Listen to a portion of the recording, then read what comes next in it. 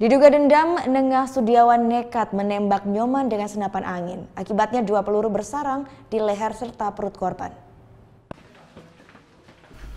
Nengah Sudiawan, 34 tahun, warga desa Pakisan, Kecamatan Kubu Tambahan, Buleleng, terpaksa harus berurusan dengan aparat kepolisian Polsek Kubu Tambahan.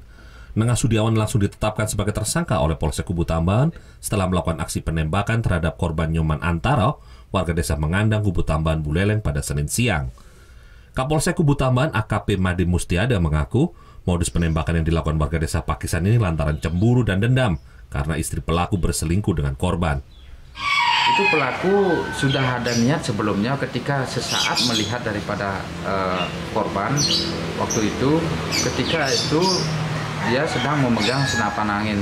Pada saat itulah dia ada niat untuk melakukan penembakan kepada. Sementara itu menurut tersangka, Nengah Sudiawan mengaku emosi melihat tersangka. Dan dalam aksinya itu tersangka mengaku spontan dan tak ada niat untuk membunuh korban. Nyawanya dia tuh hanya sekedar kasih pelajaran aja. Pelajaran maunya. Dari tangan pelaku, polisi mengamankan sebuah senapan angin serta belasan butir amunisi.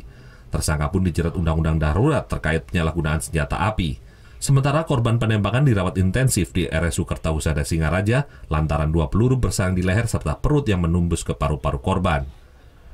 Putu Wijana melaporkan untuk NET.